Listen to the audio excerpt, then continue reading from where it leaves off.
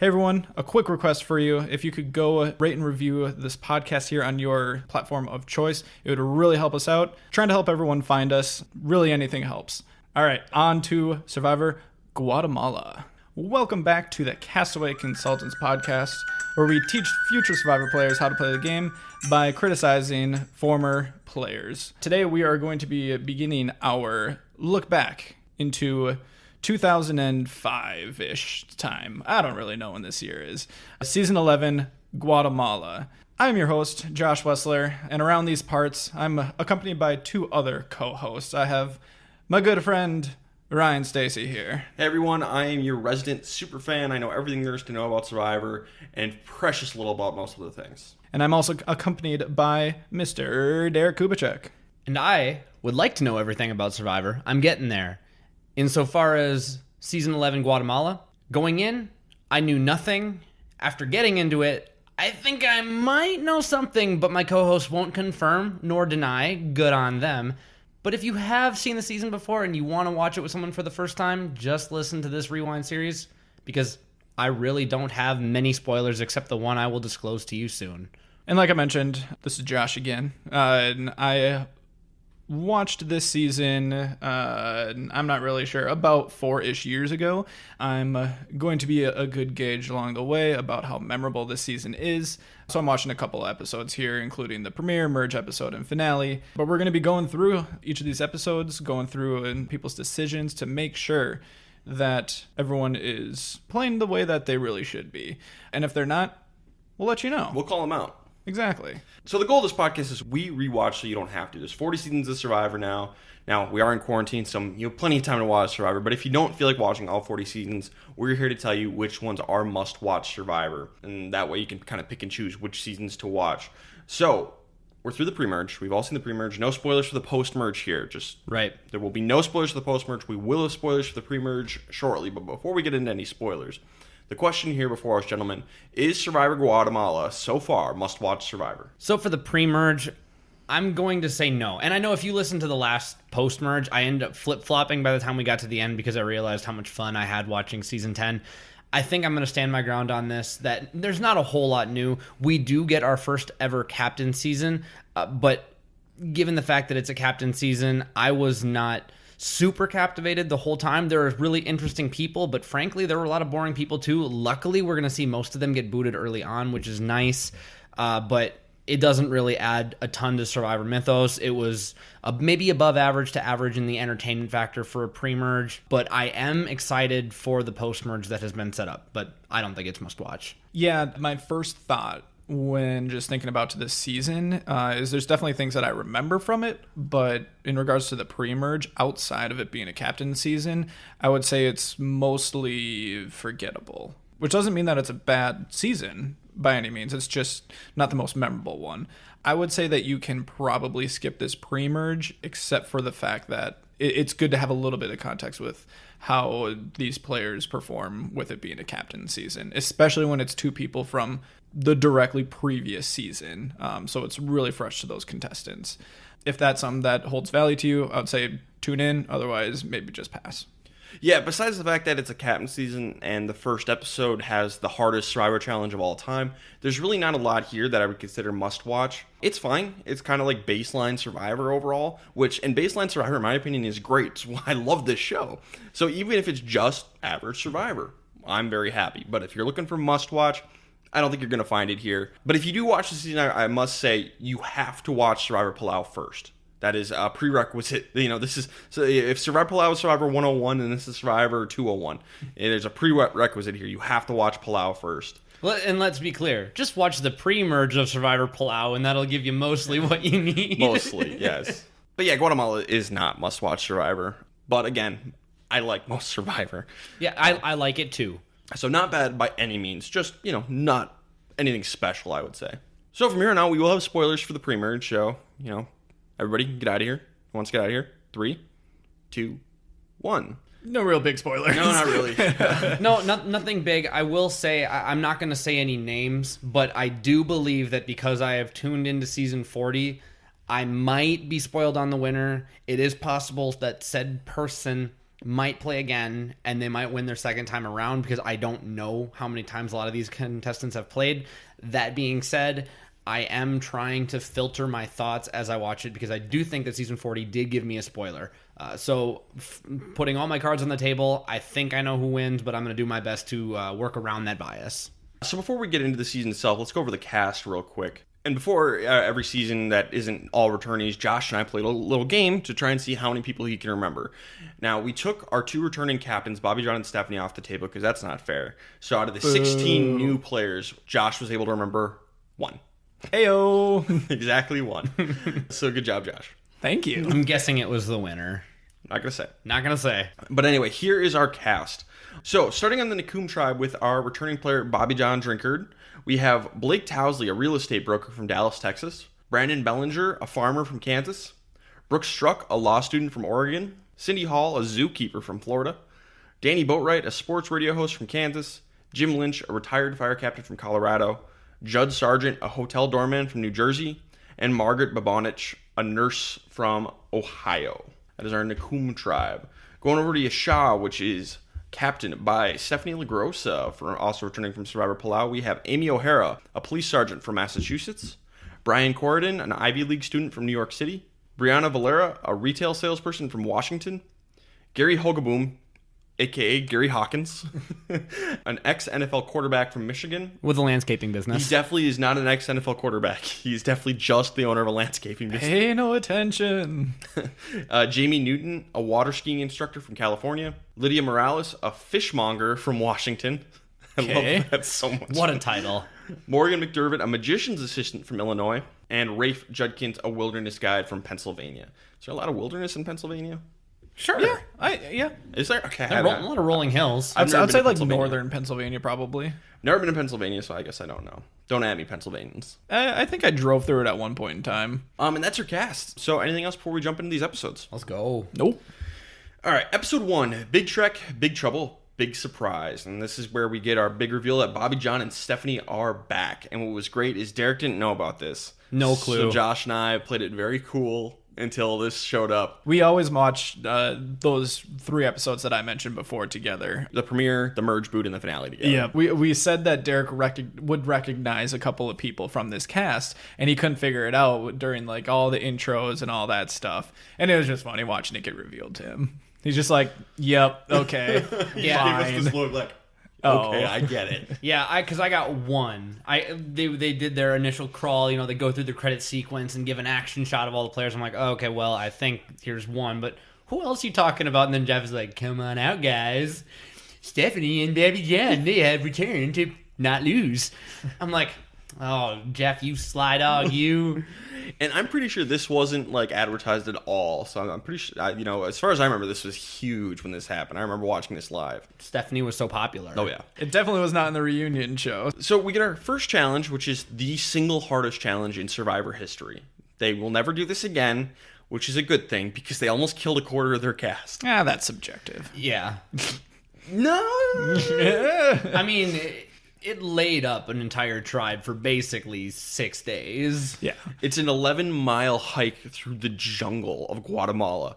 And I want to make it clear, Guatemala is considered one of the hardest seasons of Survivor, if not the hardest. It's up there with Survivor Africa in terms of just the heat, lack of water. They can't go in the goddamn water because there's crocodiles everywhere. Right. And anecdotally, I have only traveled on foot 11, 12 miles one time in my life, and it was on the paved roads of Atlanta. We were walking to the Fernbank Museum, and 8th grade Derek was not very happy with the fact that he spent all that time walking 12 miles because my parents were saving money on a cab.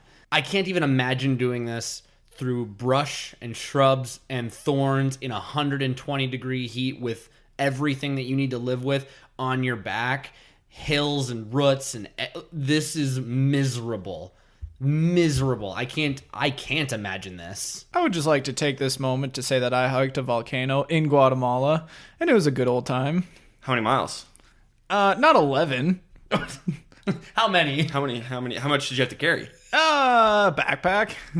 It was like probably a total of like 3 miles. This guy. 3 miles is nothing.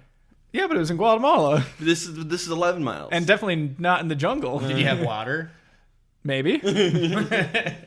What's the point? I'm just saying that I could easily have done this. Okay, yeah, sure. Oh, yes. He'd have just put everything on his back, including his tribe members. Yes. Blake gets injured because a tree branch full of spikes falls on him. Ouch. With spikes. Holy crap! Yeah, that tree looked like something straight out of a Legend of Zelda game. Yeah. I didn't know the plant life could come to life and attack you. Bobby John overexerts himself, so he collapses and can't walk for a while because he's so dehydrated. Oh, wow, Bobby John working too hard? Wow, what a shock. Never saw that coming. It really is a fitting part of his character arc after watching Palau. First thing that happens to him, collapses.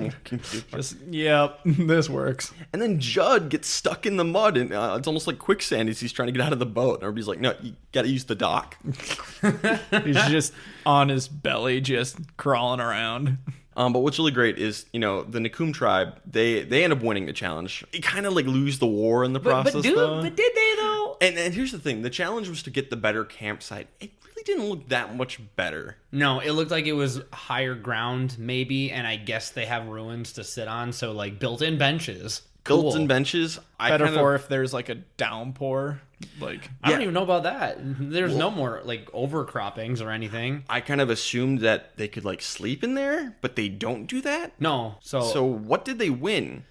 I think they get flint too. Yeah, they got fire. So they won which bragging could be rights. big. I don't know. This did not seem worth it. Sure. Well, and one more note that I want to throw in on this hike. So it was, 11, 12 miles. They slept in the jungle. It took them 2 days to do this. Yep. So I didn't want to just brush over that because I was thinking to myself when they started, they're going to go 12 miles before sundown? Nope. No, they are not. Also important to note that they choose what to bring. Yes, they can carry whatever they want. What is funny to me is this is still a shorter duration challenge than the Tom and Ian showdown in Palau. Yeah. But what is really notable to me is Margaret. She's a nurse, so she's treating all of these injured guys, because once they get to camp, Blake and Bobby John are super hurt, but even Judd and Jim are sick as well. So 4 of their 5 men are down, and Margaret's just treating all of them like it's like an episode of ER. I was say it's like they're at a war, and it helps that it's in like a jungle that almost seems like Vietnam-ish. Like they're just all like dead, and she's just running around helping. She's got to pick and choose who can she save. But like Bobby John's eyes are rolling back in his head. It's gnarly. Yeah, heat exhaustion's no joke, ladies and gentlemen. Don't overexert yourself for this challenge. Not that we need to say this because they'll never do it again. But you need to know that you might just lose that reward challenge. Whoop-de-doo. If you die or get pulled from the game, you also can't win $1 million. If he dies, he dies. So the Shaw tribe gets the worst camp, but again, I think it's fine. It's fine. And they're all alive and seemingly fine. Yeah, they were a little beat, but they didn't have their eyes going full Undertaker, so... But then we get Gary, our ex-NFL player, who's lying about being an ex-NFL player. He's like, I'm not going to tell anyone. My name's Gary Hawkins, not Gary Hogaboom, and I own a landscaping company. So we need to touch on this because we haven't had to deal with this, I think, since Clay from Thailand, who kind of hid that he was a restaurant owner and was doing well off. It is good to hide when you are an affluent individual. So he is absolutely playing this entirely correctly. I am going to put on my tinfoil hat and say that production wanted to deal him a bad hand by casting a sports radio talk show host from the Midwest. Yeah, we're going to find out Danny knows exactly who he is. So, obviously a little bit of a preview there, but any other season, if you were a backup NFL quarterback who retired 15 years ago, odds are you're safe. Odds are you're going to be fine. Was he backup? I guess I don't know. I think they said that he was a backup quarterback. I don't know if I've literally never heard of him in my life. Neither have I. And I don't know anything about sports. Derek and I at least know a little bit about sports. I'm curious now, so I'm going to look it up.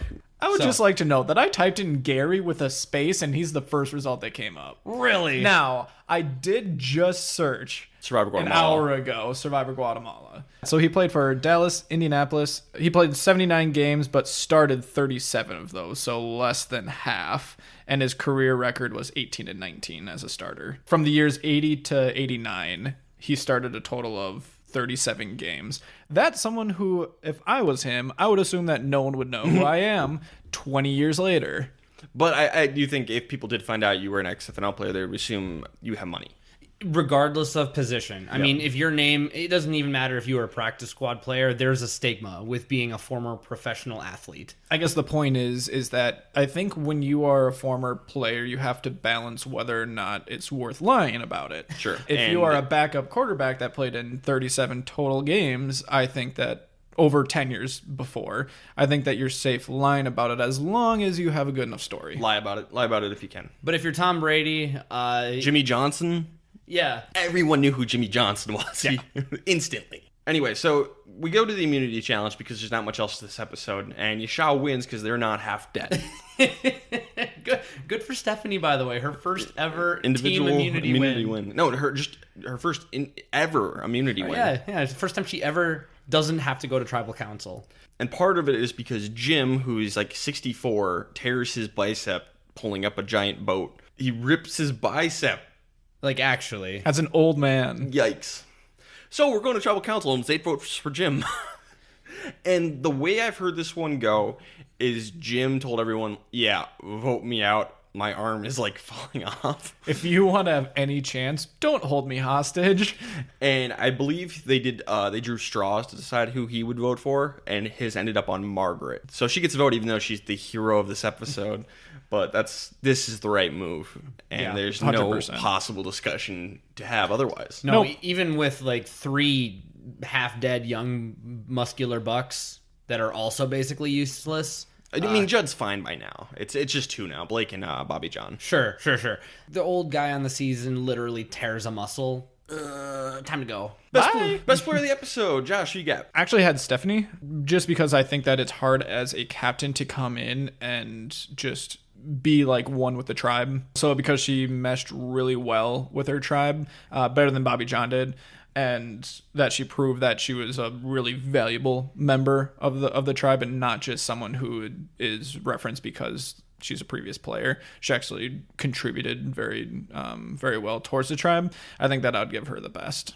I agree with Stephanie. Part of it is just because I feel it necessary to acknowledge that she got her first immunity ever. But I mean, Yasha, even though they did lose the reward battle, they do end up winning the war because they win immunity. And again, they're not dead. The other tribe is lucky they had a Margaret, a nurse, there to help keep everybody from dying or getting pulled. So just because she wasn't on that miserable tribe and there's some backstory to go with her, I'm going to say Stephanie, but really the Yasha tribe in general does well. And see, I'm going to give it to Margaret because she saves everyone. And maybe without her, maybe Blake and Bobby John get pulled. I don't know. Impossible to say. But yeah, Margaret because she saves everyone. I can't disagree with that. I think that's fair. How about worst player, Josh? I went with the other captain here. I went with Bobby John. Dude, you've been on another season of Survivor. Know your limits. I think it's as simple as that. Yeah, we already touched on it. Bobby John overworked himself and nearly died. He has learned exactly nothing in his time away from Palau. To be fair, I think after this, he's going to tone it down quite a bit and not work as hard as he did in Palau. Oh, great. That might have something to do with 120-degree heat. Might. But yeah, it's definitely Bobby John. Chill out, dude. I award you no points, and may God have mercy on your soul. And I will say that Blake, some of that was not in his power. A tree fell on him. A spike tree, Legend of Zelda plant fell on him. That's not him. So now after the first episode, this is when we make our winner picks. So Derek, who did you make your winner pick? Yeah, I narrowed it down to a couple different people. I narrowed it down to Rafe, Brandon, and Margaret. I only had one from the Yasha tribe, and that was Rafe, and that was because I didn't want to go with Stephanie. Stephanie, by far, had the biggest edit on that tribe. Shocker. I don't want to say that I'm guaranteed never to pick a captain because I haven't seen all the captain seasons. But you've only seen one, actually. Right, exactly. And I just can't do it. If I were a new player on that season, there's no way I let them get to the end. So I go with Rafe as a possibility. And then on the other tribe, Margaret, because she's the hero of the episode, but also Brandon, because he's a farmer and he kind of acknowledges the fact that he's, not from the city and might have a hard time fitting in, but he is going to do his very best. And that's always a surefire edit of someone who's more complex. I ended up going with Rafe because Nakum is dead. And I kind of assumed that they might stay dead for a while, so there might be some near-term thinking, but I did land on Rafe. It's going to be obvious as we go through these rewinds that I'm not going to really pick captains or previous winners if and when they come up, just because probably would have a tough time if I was on that season letting them get to the end. So I'm not going to be able to, in good consciousness, pick that person as a winner for my pick. So I'm going to narrow down my top 4. Stephanie would be in there, but like I said, can't pick a captain for me at least. And then on Yasha, I'm going to go with Rafe and Brian. On Nakum, I liked Cindy. She was more under the radar. And Brandon, he had a ton of screen time and just really liked his thoughts when he was in confessionals. Ultimately, I am actually also going to go with Rafe. So me and Derek are on the same team here. It wasn't a really super obvious like heavy edit or anything like that. Just had a couple of confessions and he didn't seem like he was dumb. It's fair. And usually that's my prerequisite. Just don't be dumb and then I'll work from there. Sure. I went with Stephanie. So this is my pick is always the pick I made when I was a kid or whenever this first aired. I picked Stephanie then, and I would stand by that pick. I like the pick. I genuinely like to pick a captain because they have such a distinct advantage. And oftentimes, I think production likes to cast dumber people on captain seasons to give the captains a better chance. That's my theory. So Stephanie is my pick because she's a better player than Bobby John at every level. And also Bobby John almost died. And Stephanie had a great episode. So I love my Stephanie pick. I stand by it. Yeah, and just to clarify, I do not remember who I would have picked 4-ish years ago. But I could definitely see myself going with Rafe in this situation or even a Stephanie back then. And the last thing that I want to touch on, with Margaret in particular, she had such a heavy edit, and I was talking with Ryan right after I saw the episode. He said, are you considering Margaret? And I was, well, I wrote her down, but I feel like that was more edit by circumstance because she was a nurse on a tribe that was dying. I don't necessarily think that means that she's going to do well. And she's also one of the older women on the season, and I think, I know I at least tend to shy away from picking the older women just because they can just pick off so early just for like arbitrary reasons. Yeah. It sucks, but that's the way it is. Yeah. Episode 2, Man Down. Blake is still having problems breathing. He's got the coronavirus. But he manages to tough it out, and he wins the reward for his tribe. That's great. If you can do that and be the injured person and still win the reward for your tribe, that's about as good as you could hope for. And he and Brandon managed to catch some fish. So it was like there was some fishing gear involved in the reward. And the two of them gets fish. So it's like, Blake, dude, you're doing it. The golden boy. Kinda. Like, he's kind of half and half. He's either on or he's off. There is no baseline level with Blake, and that is going to cause some animosity eventually, but for right now, I think everyone understands that the 3 remaining big shot guys are kind of dead. Yeah, and the one person who doesn't really get cut much slack is Judd, and Judd needs to chill the hell out. I mean, that doesn't just apply to this situation. No, Judd always just needs to chill out. I think Judd is being unreasonable. A little bit. Meanwhile, Morgan doesn't work super hard on the shot tribe. She's definitely the one who works the least hard. Again, you're on a hard-working tribe. You can't be the laziest person. You can't. And it's hard because it's 120 degrees outside. Nobody wants to do anything. But you need to find whoever's working the least hard other than you and at least match their output. Yep. Show the effort. Don't get caught with your, sitting on your hands. So, everybody's just kind of looking for food. Gary and Rafe eat ants. I kind of like it. Gary and Rafe kind of have this bromance of eating weird foods throughout the season. Like they eat ants at one point. They eat termites. It's just the two of them chilling out and eating bugs. And pulling up plants, just munching on the roots. It's a fun duo. I like these two. And then Lydia, she's full on fishmonger. She's catching everybody minnows to eat. Just cook up some minnows. Everybody gets a minnow. Yeah.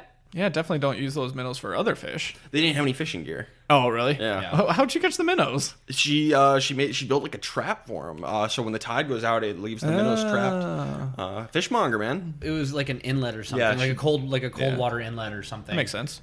And she's a fishmonger, so it makes sense that she knows how to do these things. Yep.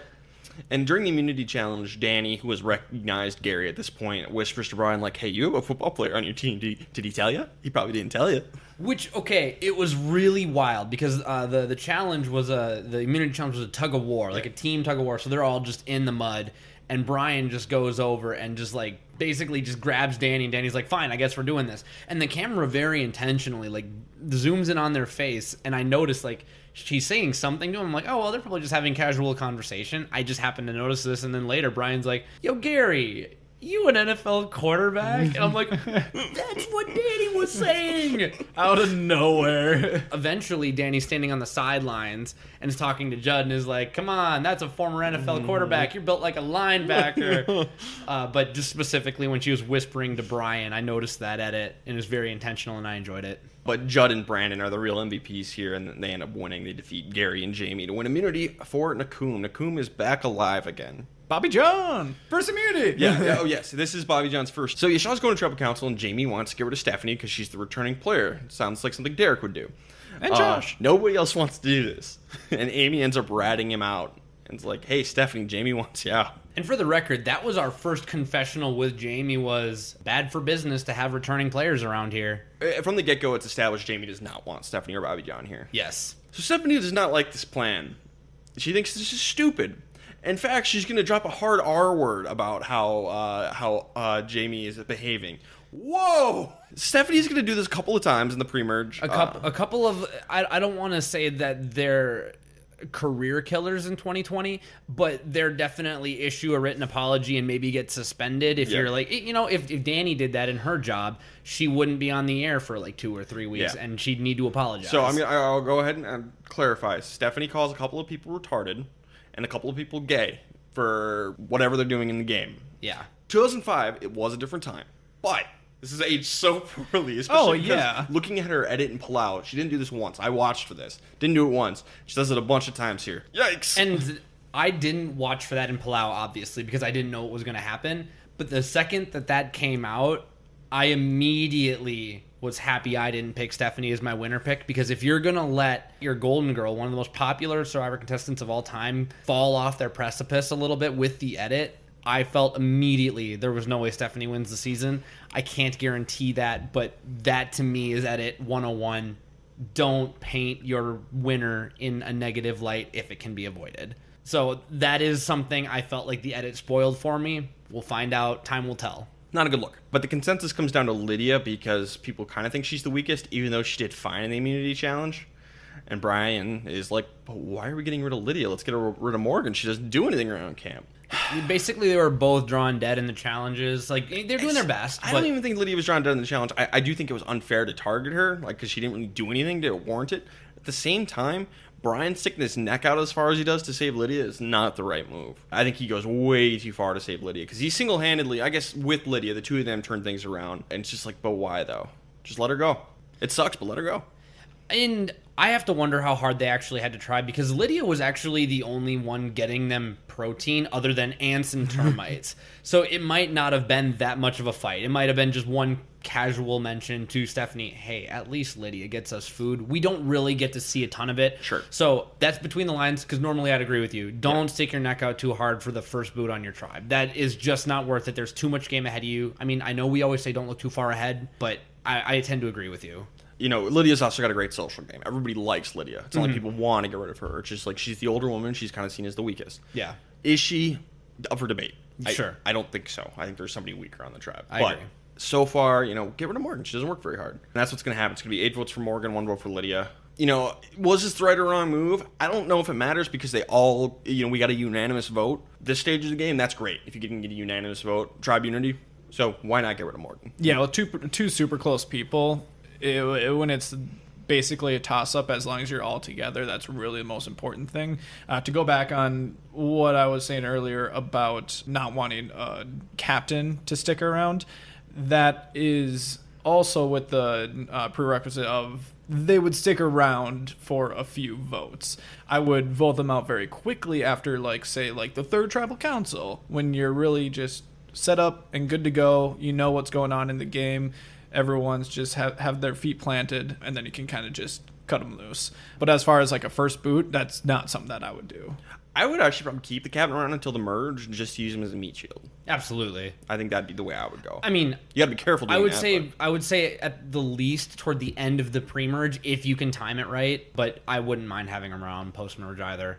I would like to have him as my closest ally and then stab him in the back when I can. That's a big resume at him. There we go. But for best player, I ended up picking Lydia. She got protein for her tribe. She's got a great social game and was part of the reason that the whole thing got turned around on Morgan instead of her. So she and Brian saved her. So I will give at least partial credit to Lydia. So Yeah, this one was really hard for me because you can look at Judd or Brandon or Danny from Nakum.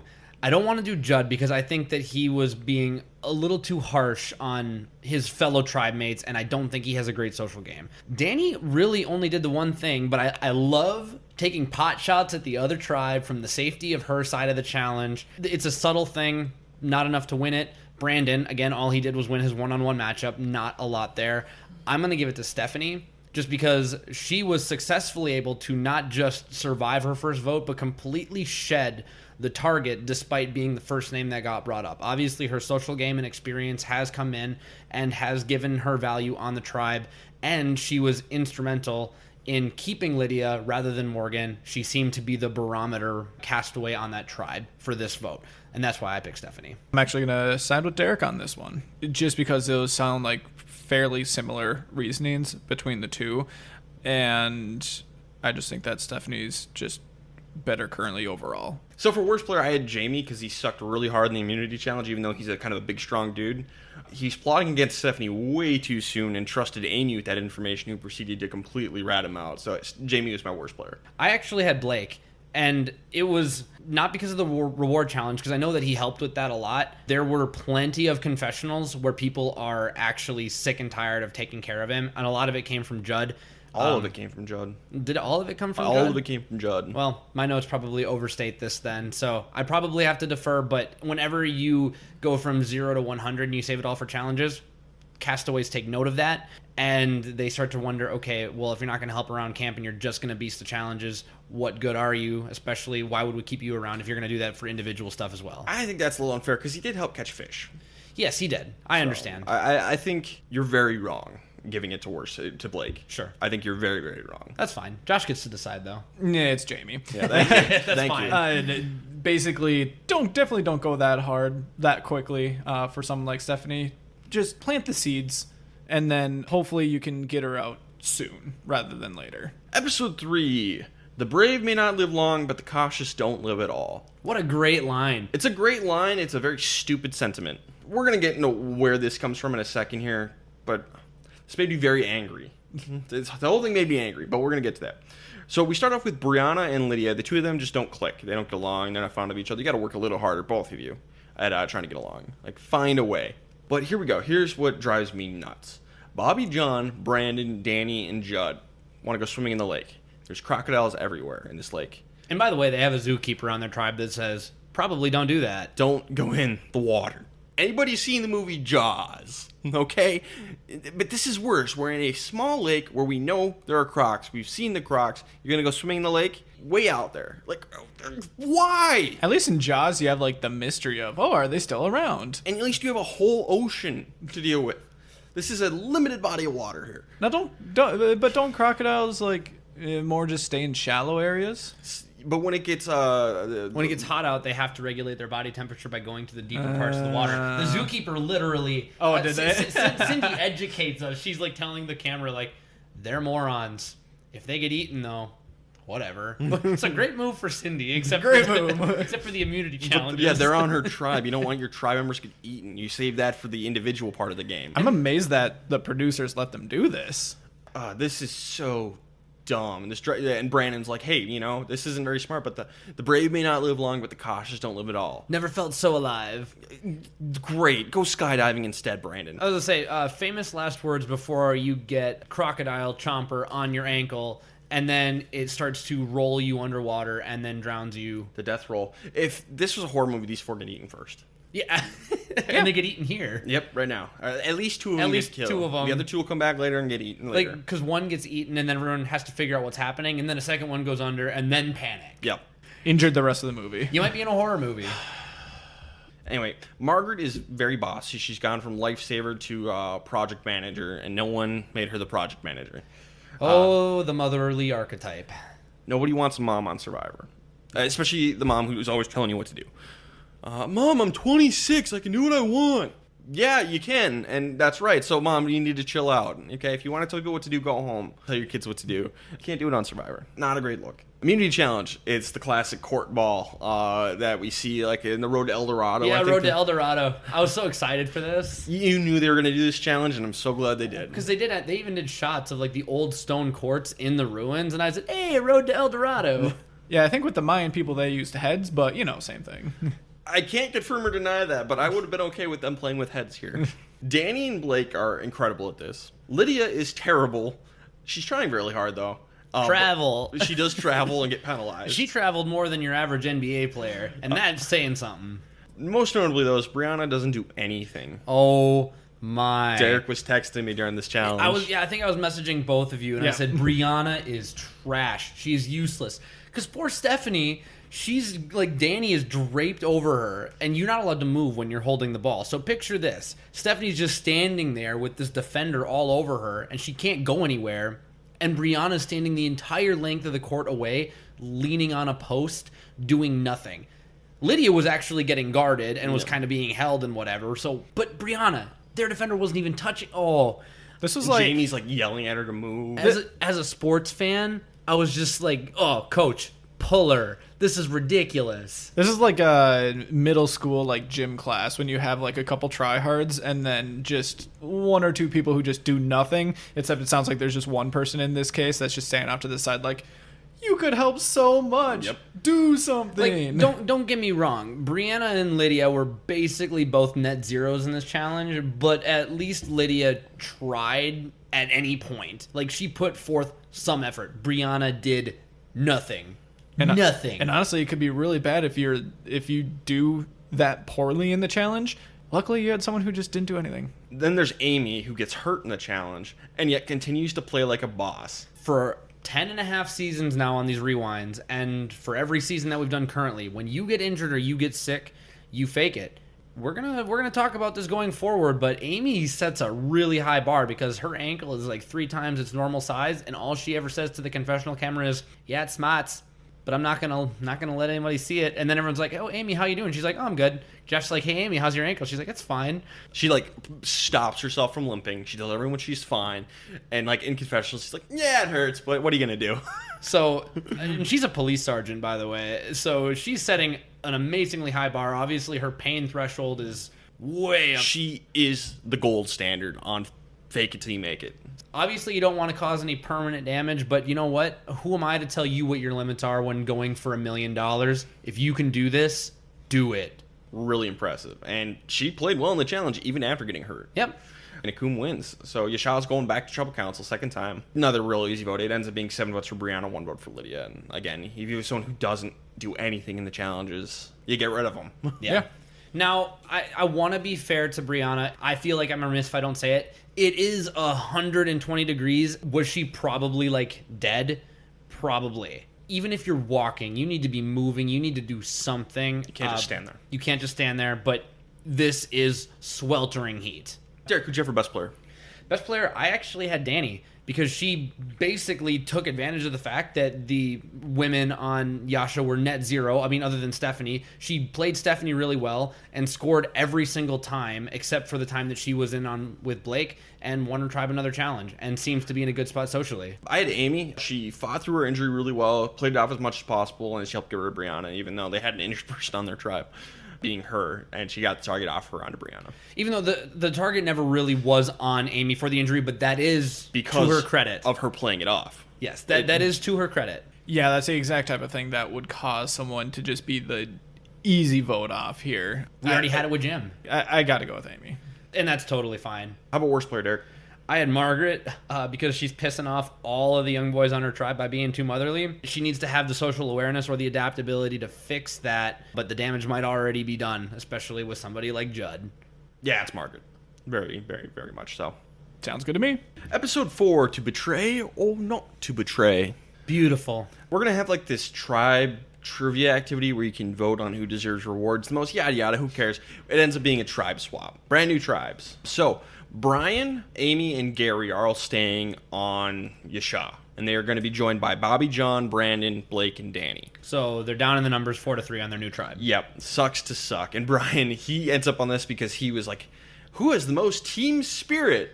Oh, you're staying in your old tribe, and now you're down in the numbers. That's what you get for liking your tribe so much. Which, by the way, it's a double whammy because that might cause people to come in with a predisposition that you will not want to be tribe strong with the new people. Like, you will remain loyal to the old. Oh, Poor man. Brian. Poor Brian. He gets screwed. Brian was great. And then Margaret, Judd, Sydney, and Brooke, they're going to stay on the Nakum tribe, and they are joined by Stephanie, Rafe, Jamie, and Lydia. So uneven tribes. And then 4-4 on the new Nakum. Also noteworthy that the captains are not together. Yeah, and they could have been. That would have been fun to have two new captains on one tribe and no captains on the other. I do feel like that would have spelled doom for one of them immediately, though. Could be. Depending on the numbers. So now Danny and Gary are on the same tribe. This is going to go well. And this is so funny. So Gary's been telling everyone his name is Gary Hawkins, not Gary Hogaboom. And Danny's like, yeah, you're Gary Hogaboom. You went to Central Michigan. And you played football for them. And Gary's like, well, I went to Central Michigan, but I didn't play football. So you're telling me you went to Central Michigan, you look exactly like Gary Hogaboom? Why did he say Central Michigan? Literally all I can use to reason is that with his original tribe, where he went to college, came up, I mean, that's just a normal conversation starter. And he probably just said Central Michigan, not knowing that there was going to be a freaking sportscaster on the season with him who was going to be like, Central Michigan, tall guy, named Gary. That's definitely an NFL quarterback. I feel like he just kind of got caught and twisted. He should have had a better alibi, like, UCLA. You could have said anywhere. But the problem is that if someone else has gone to UCLA, they can ask you about it. You'd be like, oh, things have changed since I went. It's real simple. You pick a school in North Dakota. No Survivor players are from North Dakota. I went to Valley City. Yeah. What? Exactly. So Jamie and Stephanie, their plan, they want to get rid of the weakest Nakum player, who's apparently Brooke. I'm going to have to go ahead and just trust them on this one for saying that, because I haven't seen anything to suggest that. Yeah, I mean, visually, it makes sense. Like, if you were to put down pictures on paper, you maybe could narrow it down to, like, a bottom 2 on brute strength, but there really is nothing that indicates this. Yeah. I haven't seen her perform poorly in challenges, but we're going to trust them. Brooke is the weakest. Okay, got it. So who do we get to flip? And they're going to go try to work on Judd, who instantly flips. It's funny. They don't even go to Judd. Stephanie and Jamie, they're just sitting on the Mayan ruins, and then Judd's like, hey, guys, how's it going? Can I flip and join you? Want to have a conversation? I'm really sick and tired of my old tribe. It's so funny. Judd is just like, yep, screw these guys, man. The Judd just flips like that. He's done. He's flipped. It's over. Which, if you're looking on the flip side, I feel like if you're not so narrow focused on to just the strength of the tribe, I feel like Stephanie could be a really easy boot here if you're just looking for people to flip. Especially, you have Jamie over there. Yep. Maybe you can get him to flip since he has been looking to do that. But the thing is, if someone shows up at your hip 5 minutes into a frickin' tribe swap saying, I hate them, I'm going with you guys. Yeah, you can just take that and run. Like, yep. Yes. You can get rid of Stephanie later. So the immunity challenge, Judd actually blows it because you have to throw war clubs at one point, and Judd's pretty bad at this. Yeah. So Judd loses the challenge for them. Nakum is going back to tribal council. And Stephanie is really bummed about it. Yep. So the plan is Margaret, Sydney, and Brooke, they want to take out Lydia because she's the weakest on the tribe. From them, fair enough, but you maybe should probably think about targeting Judd. You don't have him anymore. And for the record, I do think that's the right move. If you are 90% sure that Judd is gone, go to the other tribe and say, hey, why don't we just take out Judd? You'll still be up in the numbers, and he's an X factor. Do you really want to rely on him? That might be a good way to try and build some loyalty and like to become the top of that minority alliance. So like maybe Margaret could have done that. Yeah. Try and buy some time for yourself. Right. But we're not going to at least see that. 5 votes for Brooke, 3 votes for Lydia. Judd flipped way too easily, but again, I've always said you don't want to go to rocks. And it's better to flip early, honestly, because then you can at least, you have, if it would just go in order, you would have 4 votes to buy your time, mesh with this new smaller alliance, and who knows, maybe that's your group to the end. Yes, it's super risky, and it's honestly a kind of bad look for Judd. He just didn't even try with his old alliance. How annoying really was Margaret. I think this is just a fault of Judd as a player, where he flipped way too easily. So again, this is a really tricky vote, or at least should have been. But yeah, too early, man. Too quick, too early. It should have been a little harder for you to flip. Let's just start with worst player. I do have Judd. I don't want to say that the move is bad, because I don't want to go to rocks either. And if you know that four is not breaking up and you are the bottom of your tribe, of your grouping, which I do believe that Judd would be the bottom of those girls, like, that's fine. He can flip.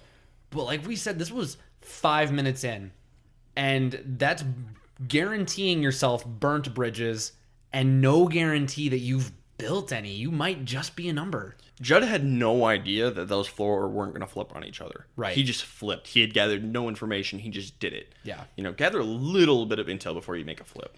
You might want to check the depth before diving in head first. Yeah. I think it's also important that this is actually a pretty early tribe swap. It is. So when you're talking about having room to work and kind of mesh yourself into a tribe, I don't hate the move to flip. Kind of like it seems like we're all in agreement there. Maybe just be a little bit more hesitant on it, but I'm open to the idea.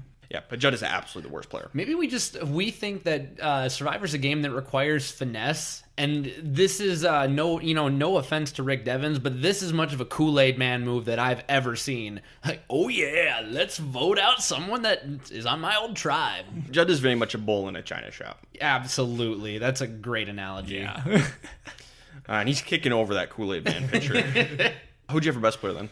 For best, I had Stephanie, just because her and Jamie were both in on that initial conversation with Judd. It avoids a tie. It keeps them 4 strong, gives them the numbers in this new tribe swap until potentially the merge. The reason I picked her over Jamie is because I felt like she was the driving force behind the move, but it could have just as well been Jamie. There's no way I can really differentiate the two. Yeah, I agree with you completely. And what did it for me is because they're both from Jersey. So I just figured the connection was really strong there. And that's why I gave it to Stephanie over Jamie, just because of the Jersey connection. Yeah, sounds good to me. Episode 5, Crocs, Cowboys, and City Slickers. After Tribal Council, when they get back, Judd is a very poor winner, and it's kind of rubbing in Margaret's face. I'm not a bad sportsmanship. That's later, but yeah, I know, but that was so funny. Yeah, he gets called. Hey, do you have a poor sportsmanship? I'm not a bad sportsmanship. What? What? He kind of lashes out at Margaret and Cindy a little bit. It's like, dude, have a little bit of class after you win. This is a classic case of getting on your high horse. Look at that. I made a move. I'm in a power position. Well, no, you're not, because now you might be on an island. What's to stop Margaret and Cindy from going to them being like, yeah, do you really want this loose cannon allied with you? Because you can just take him out and still take us out. Judd is very lucky. He is another poor sport on the tribe with Jamie, who's also kind of like the similar mold, like, yeah, in your face. Oh, and he's also lucky that Stephanie's sick and tired of losing challenges, so you need muscle. Meanwhile, in the new Yasha tribe, very, very religious bunch. Brian is not religious at all. But he's blending in. He's going, he's praying with everybody. And he has like a great confessional about it. He's like, well, what am I going to do? Say, no thanks, not going to pray or whatever? No thanks, I don't thank Jesus. I'm not thanking Jesus for any of this. The man has a point. I think we've talked about it on air before. This is the move. I know that there's a more maybe famous example of this later on in Survivor. I'm excited to see that. Just because I know that this is something that it's kind of hard to keep a secret, because in newsflash, everybody, religion and faith is very prevalent in American culture, in worldwide culture. So faking that is harder than it is to fake other things, like maybe a former profession. So good on Brian for just rolling with the punches. If you're on a tribe full of, Buddhists, you don't have to say you're Buddhist, but be open to it and pray with them. Yeah. Whatever the majority faith is, and if they all want to do a prayer session, you go pray with them. And that's a good chance to build bonds and say, hey, I've never done this before. Is there any way that I can respectfully participate? In Survivor Millennials vs. Gen X, we have Michelle and Hannah. Hannah, who is Jewish, Michelle, very Christian. Hannah prays with Michelle and talks to her, and they had a great friendship about it, even though Hannah was Jewish. And in the same boat, if your tribe is not religious at all, nobody prays. Well, don't go trying to start a prayer circle. Don't be the one person, yeah. Whatever the majority is doing, do what they are doing. Which we have seen the reversal. I was saying, what's her name? Amazon. Joanna. One of the things you really don't want to rock the boat in is religion. Absolutely. That's the most easiest way to offend someone, is rocking the boat with religion. So and it can be one way or the other. It can be because you're pushing it or because you're pushing against it. Exactly. You don't bring it up, and you just do what everyone else is doing.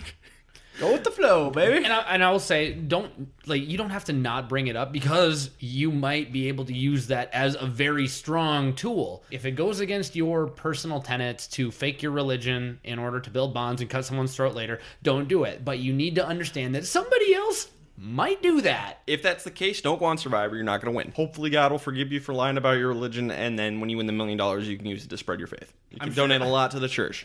God may forgive you. Who am I to say? Who am I to say? Yes. Who are we? We are merely humble Castaway Consultants. We're here to tell you how to win Survivor, not how to make it to the afterlife. Yeah. If you want tips to make it to heaven, you're asking the wrong people. That's a different podcast. What a great segue. We're actually starting a new podcast. Here's how to get to heaven. But I just want to give credit to Brian for blending in so well. That was a very roundabout way of saying good job, Brian. Reward challenge. Again, who cares about the reward challenge? But they win a croc-proof swimming cage with like a deck and patio chairs to set up on their dock. If you need a croc-proof swimming cage, maybe don't go swimming without a cage. That's probably where they got the idea. I'm gonna be honest. The production was like, they got on their two-way walkie and they're like, they're swimming with crocodiles, like, actually. Do something. We need a swimming cage. Bring it in the cage. This is one of the coolest rewards ever, just in terms of material possessions. Like, this is awesome. Yeah, because it's like floating. It's like out in the water. It's like something you see at a resort. Yeah. But to get it, it's really funny. They have to cut a rope with a sharp rock, and Brandon just destroys Jamie. Like, Brandon and his tribe finished the challenge for Jamie finishes cutting the ropes. It's one of the biggest blowouts in Survivor history. And here's the thing. I can understand because Brandon's a farmer. Yep. So, I mean, he knows how to work with what he has to achieve a desired result. If you give him a rock and a rope to cut, he is more well-equipped to do that than a Jamie. Jamie, if you don't know how to do it and you're going against Farm Boy, maybe turn around and watch how he's doing it just for a second, and maybe you can have a fighting chance. He doesn't do anything other than keep trying the same thing over and over again. This is literally the definition of insanity. So just tip for everyone out there. If you don't know what you're doing and it's mano-a-mano and there's no partition, there's nothing against copycatting. Because Brandon had a strategy and it worked well. Yeah, incredibly well. Blake, meanwhile, is telling a lot of frat boy stories about girls and boobs and all this fun stuff. Yeah, all the objectifying things that are very stereotypical early 20s guy who's really never had a reality check. Yes. This works great if you're on the frat boy tribe. Guess what? You ain't on the frat boy tribe. You're on a very, very religious tribe. And I guess it doesn't rub everybody the wrong way, but Danny, Gary, and Brian hate this. They despise hearing about this. It pisses them off royally. So what does Brian do? Hey, Blake, what's the craziest drunk story you got? Just cast that one out there. It was a great confession. He's like, my new favorite game is called Bait Blake. It's so good because it works every time. I texted the guys about this as I'm watching the episode. I'm like, oh boy, here's the Blake supercut. I'm like, oh, the producers, they had days of footage. They just cut it all together. It was really incredible. This is one of the most creative moves I think we've seen on Survivor to this point. Mm-hmm. Like, this is social strategy, and it's brilliant. This is the closest thing to Inception that you can see on screen, because they can illustrate it where they can have Brian saying, I know this gets under the skin of some of his tribe mates, so I am just going to keep shaking that tree, and he does. And he's going to drop a spiky branch down on Blake again. So we go to this immunity challenge where they have to catch balls that are slingshotted out, and Lydia, Judd, and Rafe and Stephanie, the four of them are like simpatico, because Lydia's shooting, and like she's in sync with the other three, and they like destroy everybody. It's pretty cool. Mm-hmm. But Jamie is a very poor winner afterwards. He's like, yeah, woo. It's like, dude, okay, dial it back. If your entire tribe is celebrating, then that's fine. And I did forget to say this earlier, but Judd, I just wanted to point out another example of him having social ineptitude. When they got back from the reward challenge, some of the girls were trying to throw Jamie under the bus a little bit for not being able to cut the rope. And we saw another example of Judd blowing up on the girls, saying, well, if you think that you're so shiny and you think you're so good, why don't you step up and why don't you do it? You know, if you think you're the hero, why don't you step up and be the hero instead of sitting there and talking about it? Because, I mean, at least he got up there and tried it. Do you think that you could have done it? And then I think Cindy was like, well, I don't have the shoulder strength to do it. And he's like, well, there you go. Just don't talk. Just shut up. And I'm like, dang, dude. Judd, you need to chill out, man. So Brian, Gary, and Amy, they go to work to try and convince the others to turn on Blake. And eventually, Danny's the one who agrees to do it because she's sick of Blake's stories. And basically, she ends up telling Bobby John. So Bobby John jumps aboard because he knows it's a loss because he doesn't want to vote out Blake, but he's going to because that's where the numbers are going. Fair enough on Bobby John's part. Danny, what are you doing? This is a terrible move for Danny. Why would you flip on your own numbers? Blake's the perfect guy to take to the end. He's a rich kid who's got a bunch of douchey stories. Go up against him in the final 2. Congratulations, here's your $1 million. What are you doing? Yeah, you just have to make sure that you're not annoyed to death. Congrats. You made it. Can you live with someone who's super annoying for 40 days? I've lived with Josh for over a year. It's a miracle. Not for $1 million.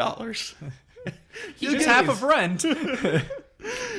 Get over it. Oh, this is so great on Brian's part, but this is so bad on Danny's part. I hate this move. It shouldn't happen because it's going to be 5 votes for Blake, 2 votes for Brian. Brandon's not going to get on board to vote out Blake, rightfully so. Should have been Brian or Amy. Vote out one of the 2 weaker people who aren't in the numbers. This is a terrible, terrible move. Now, I know, Ryan, I know that you have your very strong opinions, and I know you've seen Survivor more than I have. I don't hate the move by Danny as much as you do.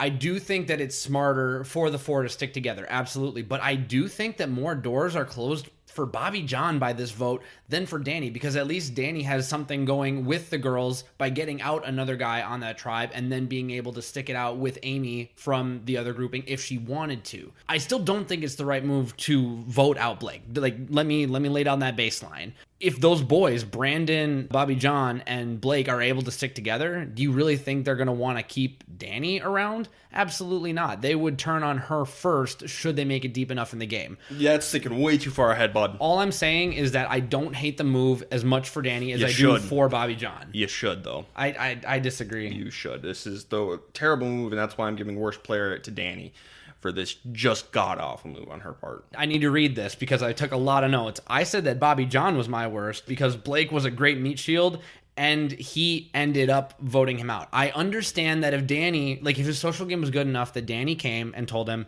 yo, I'm flipping, just thought you should know, that is a good thing, but ultimately he failed in keeping Danny on his side of the fence, and Blake going is worse for Bobby John than it is for Danny. At least for Danny, there are long-term benefits in getting someone like a frat boy out when you've got a group of 20-something guys who are, thick as thieves. There is no long-term benefit to Bobby John for this happening. There's no short-term benefits for either of them, but there are long-term potential benefits for Danny, and that's why I ended up giving it to Bobby John. I strongly disagree. I need to ask Ryan the question of why are you criticizing Danny so much but not Bobby John? Because Bobby John didn't want to do this, but he realized the numbers were not in his favor. He could have stuck by loyalty and voted for Brian, but what does that get him? So why are you criticizing Danny then? Because she's the one who made the move. She made the jump. Danny's the one who flipped. I would probably give Danny the worst player. I think it's wrong for both of them, but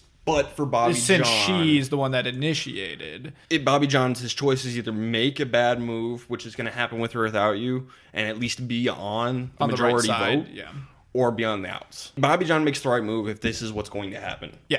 The worst player has to be Danny. I would side with Danny then. And then for best player, I had Brian for pretending to be religious, egging on Blake, and getting Blake eliminated. Brian had a great episode. It's 100% Brian. The game Bait Blake is amazing, and if you can fake your way through something as hard to fake as religion, go for it. Yep. Episode 6, Big Ball, Big Mouth, Big Trouble. What? Yep. Okay. Yep. So Margaret is super negative and isn't really fitting in with the rest of the tribe, while Cindy is. Cindy has come into this tribe and they get along very well as a group, except for Margaret. Everybody's kind of sick of Margaret's negative attitude. Not great, Bob. And by the way, Margaret is still salty about Brooke going home. You can be salty, but you got to get along with people. And this is the part about having an early pre-merge and okay being flipping, because wow, if you really have meshed that much, congrats, you just found a new alliance potentially. Like you open doors. Yeah. And we find out this is going to be a double tribal council. 2 people are going home, one from each tribe. We're going to start off with a boulder push reward challenge that they push a giant ball, and the winning tribe is going to get a shot at individual immunity. And they're going to get a feast for at tribal council. It's like a Indiana Jones style ball. Yes. Okay.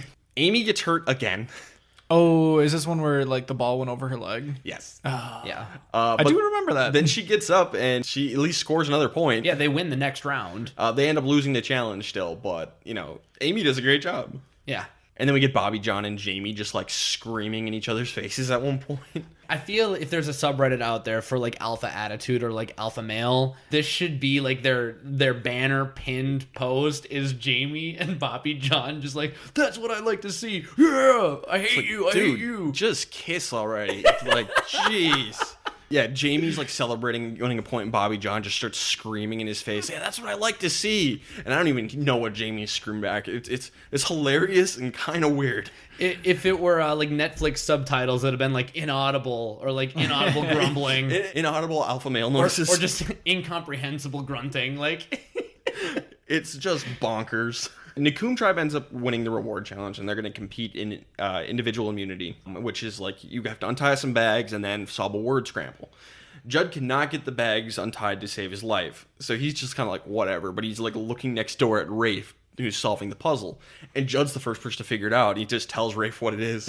Ancient ruin. Dude, it's ancient ruins. It's like, Judd figured this out once. And then Rafe's like, Jeff, I got it. And then Judd's like, oh, whoa, look at that. And Judd's like, oh man, why would I say that out loud? He said it out loud to stop Margaret from winning immunity. 100%. Which, honestly, that's kind of cerebral. I like it. If you're not going to win immunity, 0% chance. As long as it's not Margaret. Exactly. This is actually a really good move for Judd. Like, I don't want to say it, but it's the truth. Judd has a really terrible episode, but this is like a one good move for him. Yeah. Congrats. And it's going to work for him. His plan works, but he just executes it so poorly. So Rafe wins immunity. Rafe is safe. Brian was like, hey, let's get rid of Bobby John next because he's a returning player. Gary doesn't want to force a tie because they're looking at a 3-3 split. That's fair. I mean, I don't want to tie either. It's tough. We'll get into what the right move is. But we'll do that at Tribal Council. Meanwhile, with the reward, the feast that they win, Judd takes an extra beer and it turns into a big fight. And Judd's like, man, who the hell would take an extra beer? Cut to confessional.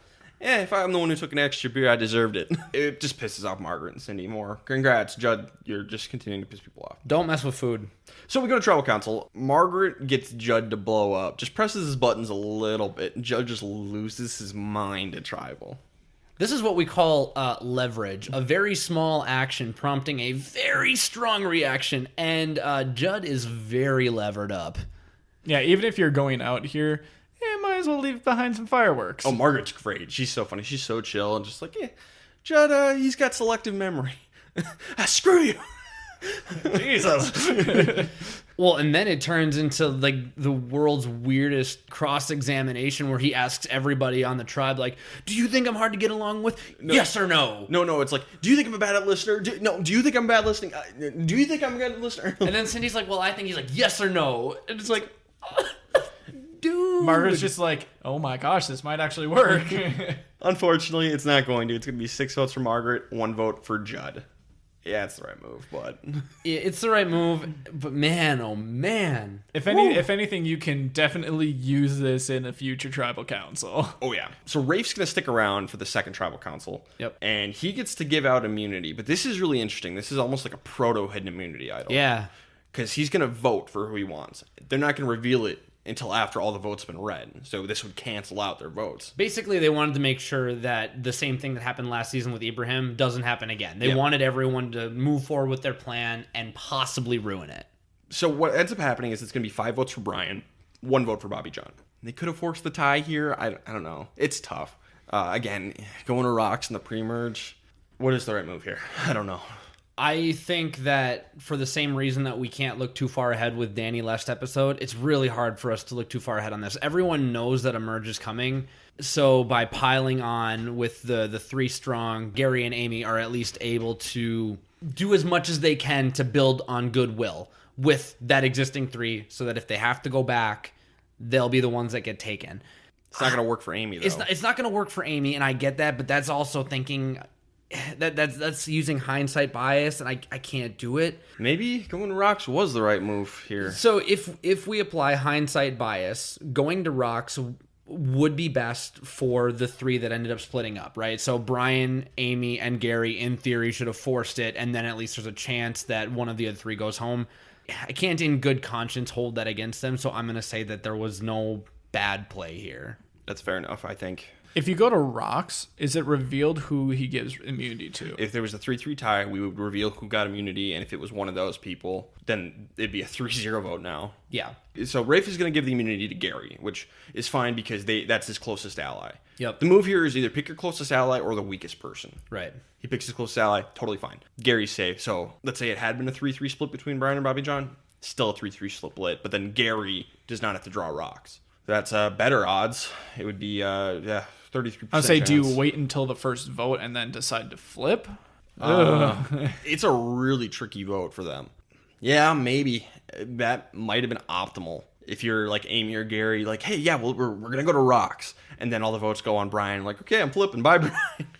Maybe that would have been better. If you dig out the odds with the fact that Rafe was probably going to give the necklace to an old tribe mate, right? But they had no idea that he was going to be gifting immunity to someone. There's just too many layers there. They had to go in assuming that there wasn't going to be some immunity gift wrinkle. Yeah. And that's why I can't hold it against them, because I thought about that a little. All in all, this is a really tricky spot. We're not going to really get anything like this again where it's like a hidden immunity vote. It's tough. I can't fault them for turning on Brian too much, though. No, I don't. Maybe there was a marginally better move, but we're talking inches here. The only other thing that I could see would be like maybe just discarding Bobby John, just because it's like, okay, if we're near a merge, then him and Stephanie are going to be probably pretty close together. There's an alliance right there. So that's just another like path that it could go down. Then Brandon and Danny are probably next. Yeah, so. there's so much. Yeah, I'm not going to fault them for voting out Brian. Yeah. It sucks, but, it's what it is. Too bad. Brian was great. I love Brian. Sorry, Brian. He's a little bit like Rob Sesternino. Yeah. So we're going to give out 2 best players for this episode. We'll give out 2 worst players as well. The first one, I think, goes to Rafe. He wins immunity, gives immunity to his closest ally, and he gets Margaret out of the game, who's the one person who wasn't meshing with the tribe. Great episode for Rafe. So for that half, I actually said Stephanie because of her performance in Tribal Council, because Judd was laying down a barrage of questions, and Jeff was also trying to get social constructs of Judd with the new group, with Rafe and Stephanie. They both gave perfectly good answers, but Stephanie gave a great answer where she said something like, I can see where somebody might be intimidated by a guy like Judd, but he's not that intimidating, and he's been nothing but trustworthy with me, and therefore I am comfortable going forward with him. And that was able to placate Judd enough, and we'll even see it going forward, that he's still good with them. My second one goes to Cindy for integrating so well with her new tribe and then being willing to turn on Margaret because she knew it was a lost cause. I gave the second best player to Amy because she re-aggravated her ankle, got up, still won the round, was super valuable, and wasn't the target despite being the physically inhibited one at her tribal council. That's fair. I think I'm going to go with Rafe and Amy here. I was going to propose that compromise with Ryan. Cindy, I don't think I heard her come up like more than once during the episode, so that was kind of random. And Stephanie, if it's just off of tribal council, meh. I think I was originally going to give it to Amy as my second one, but I had so many questions about what was the right move at that vote that I was just like, I just put a big question mark next to her name, and I just went to Cindy instead because it's like, who knows? Hers was straightforward good. It wasn't a lot, but it was there. Whereas Amy was just like, I'm not sure. I could definitely live with giving it to Amy for sure. Worst players, so I put Gary for not forcing the tie just because, And then Judd, obviously, because he just his terrible social game, taking the extra beer, losing his school's tribal council. So I think Judd's the easy one. So, yeah, I wrote Judd. And then I actually threw down, I genuinely think he cannot win the game. With everyone there, primed to make it into a merge and seeing that blow up, I don't think that Judd can get the money. I think it's over. I think now he's GOAT at best. And for my second worst, and I already know where Josh is going to go with this, I'm not giving one. I say one worst player, it's Judd by a mile. And I don't fault Gary. I don't fault Amy. I gave her my best for a certain reason. And it's just too odd of a situation for me to, in good conscience, give out another worst player. I sat there for 5 minutes after the episode. I just can't do it. I'm going to make this very easy. I'm going to take Josh's choice away from him and back down. I'm giving one. I'll go ahead and screw Josh over. I mean, if it makes you feel better, I was siding with Derek there. Really? So, yeah. Just because I find myself very commonly not picking a second when there's 2 eligible for best and worst. So I'm fine with it. It's just there were 2 very distinctly different tribal councils, and I hated not picking one. It's just too and you close. guys already had 4 people that you listed off. So like for the best players. So like there goes 4 right there. Yeah. So just Judd. Judd. And it was bad. Give both to Judd. It was a real doozy. Judd A, Judd B. All right, we got one more episode before the merge. Episode 7, Surprise Enemy Visit. Jamie's talking about how he wants to bring Judd to the end. That's the right move. Yeah. So it's Danny's birthday, and Yasha's going to go over to Nakum and be like, hey, why don't you guys come over for a pool party? We're going to celebrate Danny's birthday. Sounds like fun. Jamie and Sydney are like, no, I don't want to go. By the way, I can't believe that production allowed this. It's not the only time it's going to happen. Okay. Yeah. Okay. Yeah. Well, I dig. It is so random. And, like, I understand why they wouldn't anymore, but, like, for, like, the first time, it's just like, let's see what happens. Reality TV, buds. Because I totally believe that Danny went up to a cameraman and was like, hey, talk to your boss. I want to talk to your manager. Can we have a pool party? But Jamie and Sydney are so negative about it. Like, no, this is stupid. I don't want to. What is wrong with you? Be pragmatic, be entrepreneurial. This is not a bad thing. Anytime you can get everyone together and assess how people interact, this is an opportunity. This is not something to be scoffed at, especially if most of the people on your tribe are on board. I mean, Stephanie was even a little bit sour about it at first until she found out there was chocolate, but she adapted. She moved forward. She was pleasant at the pool party. This is an opportunity. If you don't use it as such, that is to your own demerit, and that's your fault. Make bonds. I was say, I would be willing to take it a step further and say, especially when we're potentially, I don't think they know at this point, but like potentially one step away from the merge, you need to go along with this, and it can be detrimental if you don't, just because you could just be the next one easily cut off. Totally. Jamie ends up making them all leave early. He's like, hey, guys, we got to go. Guys. We have to cook and gather firewood and do all this stuff. We have to go now. It's like when you're at like your significant other's friend's house and you hate their friends. It's like, oh, man, we got to go do all those things, babe. Time to go. Laundry, you know? Boy, yep, we gotta wash those oranges. Jamie just sucks here. Nakum wins immunity, and we're gonna send Yasha back to Trouble Council. Basically, it should be probably Amy, just because you're not 100% sure you're merging. Mm-hmm. So just get rid of the injured person. But Danny and Brandon are like, maybe we should get rid of Bobby John instead. Why? See, I'm not gonna dock them for this because, I mean, spoiler alert, it's gonna be Amy going home. There's not much to this episode. Always entertain the options. Sure. So you can do whatever you want. And honestly, now is a perfectly good time to think about ousting your captains. I say end of pre-merge, beginning of post-merge is the perfect time to do it. They ended up deciding that their alliance at that moment was more valuable. I agree with them. Amy's the right move. But entertain it. Sure. It's perfectly logical. Entertain it for long enough to realize, no, that's a terrible move, and then move on. That should be the whole thought process. Should we vote on Bobby John? No, that's dumb. Okay, Amy it is. That should have been it.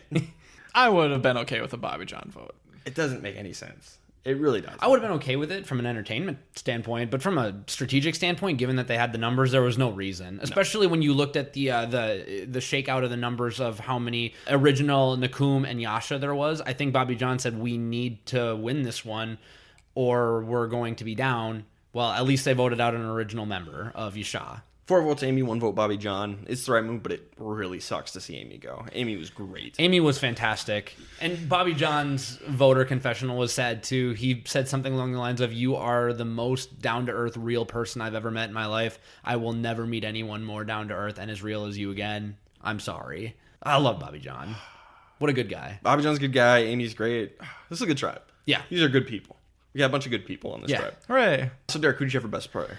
I actually said Brandon. I think that it was a better move to keep Bobby John, and I do think that Danny would have been more of the flight risk, and so he probably ended up making the call. Danny might have even deferred because she made the last one. But I also like that both Danny and Brandon entertained the idea of voting out Bobby John. It's always smart to do that kind of thing in confidence if you know it's not going to leak. So I ended up saying Brandon. I ended up saying Gary, just because he was willing to take out Amy to save himself. Yeah, I mean, I guess, but it didn't really matter because it would have been 3-2 anyway. He just kind of piled on. And that's important, I think, to know, even if you like someone that much, piling on is important sometimes. Piling on is perfectly good. It's all he could have done. So Gary did everything he could have done. I felt like Brandon was more of a driver of what happened. I'm going to side with Derek on this one. Okay. Yeah, we're not a lot here. Splitting hairs. Die, Ryan. Worst player? Jamie being a stick in the mud for the birthday party and not using it, seizing the opportunity, because at least Cindy didn't seem bad after she was there. Yeah. She was perfectly good after she was at the party. Jamie was the only sour grapes one basically throughout. Oh, yeah. It's Jamie with a bullet. Congratulations. Okay, so we're done with the pre-merge. We got 10 people left. So let's talk about our winner picks. You guys still have Rafe in the game. I still have Stephanie in the game. Those are our winner picks. We cannot change them. But if we could, would you change them into who and why? What's crazy, I don't think I would change it. I don't think I have enough information about what this merge dynamic is going to look like, but Rafe has had a mostly positive edit, so I can throw away any kind of negative edit. Based on what I've seen in the pre-merge, any consideration for Stephanie, I'm throwing that out the window because, she's fallen from grace sort of thing. Gary still has this professional quarterback thing looming over his head, so even though he's played well, he kind of always has this dark cloud. Cindy just hasn't done much. She's been mostly absent. What we've seen has been okay, but there's just not enough there. Bobby John... he's already got people plotting against him. Brandon would be someone who I would entertain switching to. He was one of my original nominations for the winner pick anyway. The only other one was Margaret. She's already gone. So if I had to flip, it would be to Brandon, but I'm going to stick with Rafe. Josh? Yeah, I'm going to stick with Rafe as well. I actually am going to basically echo what Derek is saying and just add on original Nakum is looking pretty weak, and I think that's going to be difficult for Brandon to work against here as they merge back together. Yeah, I would actually drop Stephanie and jump to Rafe with you guys.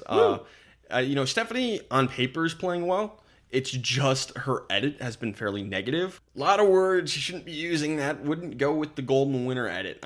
Even in 2005. Even in 2005. Because this was probably happening in Palau too. Yeah, probably. And they cut it out for a reason.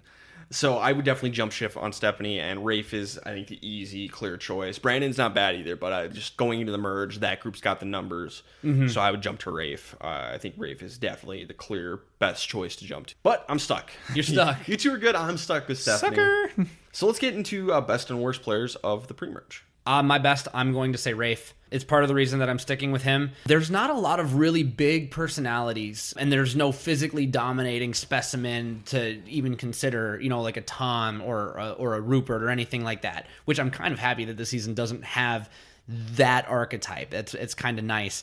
Rafe has pulled his weight in the challenges. He won the only individual immunity, has always been great socially, and always finds himself in the majority. And when he did find himself in, I guess, less than ideal situations, he was able to work through it and still end up in a good position going into the merge. It's hard because a lot of it is reading between the lines with social games for the pre-merge, and that's something that is difficult to assess. But I am going to go with Rafe. Yeah, I think this is actually pretty tough. And I think this reinforces the fact that we all kind of landed on it not being must-watch Survivor, is that there isn't a whole lot of gameplay here in the first half. So it's hard to pick a best. I mean, your first 4 votes are just chalk, basically. It's the right moves one after another. And then it takes until the tribe swap in order for something to happen. But it's driven by Judd just hopping on over and Danny making a poor move. So it's not like it's forced by any really great gameplay. So I'm basically just going to default to Rafe here. And it feels weird, but that's what I'm going to go with. So I think I have an interesting take here because I want to reiterate, because I didn't say it yet. When we say best and worst player of the pre-merge, we only count the people who make the merge, so the top 10 in this case. Yep.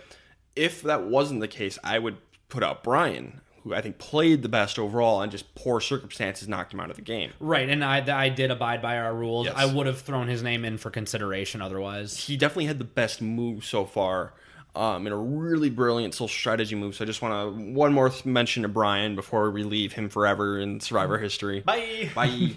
But I'm going to give my best player of the pre-merge to Stephanie, basically kind of for the same reasons you guys are going with Rafe. They're basically baseline good gameplay for them. I just think Stephanie drove it a little bit more. Now the edit has been more negative towards her, but taking the edit out of it, I would probably give it to Stephanie because she seemed to be the one who got Judd on board the most. Granted, that was more of a bad move on Judd's part than a good move on Stephanie's part. Right. But if we're going to give someone positive credit for that, I think most of it has to go to Stephanie. So I'm going to give it to Stephanie. Also, the fact that she has immersed herself in the gameplay and all these people so well, considering she's a captain. No one's really coming after her anymore. Jamie, who was coming after her, is now one of her closest allies. So I'm going to give it to Stephanie, but again, nothing spectacular here. Sure.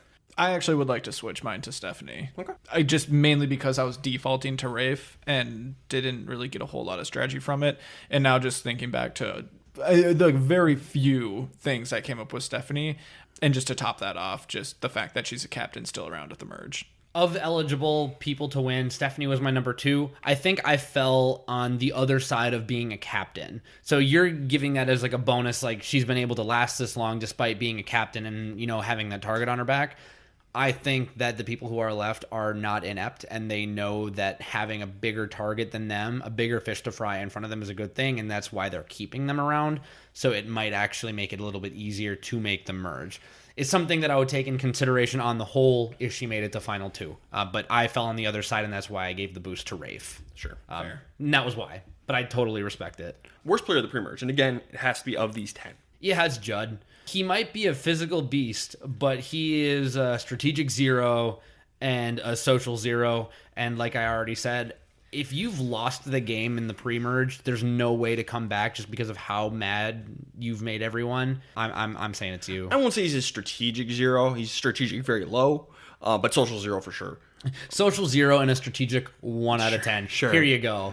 Yeah, it's Judd. Yeah, I don't like wrapping it up with like having someone have 0 shot at winning the game in the pre-merge, just because anyone's game can come around. You can redeem yourself miraculously. So it is possible. Judd is about as far away as you can get, though. So we're going to go a good old 3 for 3 here with Judd. What is a podcast without hot takes? That's why I say that he can't win, because I'm sure that time will not be able to prove me wrong. So we're wrapping up Survivor Guatemala pre-merge. You guys have any other thoughts so far going into the merge? I mean, I know that I usually do weather report at the end of the season, but these have been really hard conditions. You already said it earlier. I think that this might be number 1, number 2 up there with Africa in terms of difficulty. Whenever you have an issue with heat and limited water supply, man, that's miserable. And also the bugs have been really bad here as well with the heat and humidity. So I'll probably say it again at the end. The weather here is bad, and I think it is affecting everybody's ability to play the game cerebrally. All right, so the last thing we have to talk about is Josh is our memorability consultant, and he always tells us what the most memorable moment of each season is. We're halfway through. Josh, what is your front runner for most memorable moment of Survivor Guatemala? There's not a lot here. Couple just notes, basically. The fact that it's the captain season, really, and if you're like pinpointing a specific moment, like when they're revealed at the beginning, was a memorable moment. The massive hike at the beginning was memorable. That's all I got. Yeah, I would have said. Do you guys have anything? The hike is mine. The hike will probably be mine, or like Bobby John's eyes rolling into the back of his head, but as a result of the hike. The tree falling on Blake and stuff like that. Yeah, the hike. Yeah.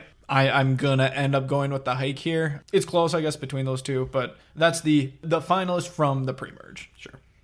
All right, well, that wraps things up for Survivor Guatemala. You can follow us on Twitter at Castaway Pod. Give us 5-star reviews on your podcast listener of choice. Leave us a note, and we'll read it on the podcast. Guys, I don't have anything else, do you?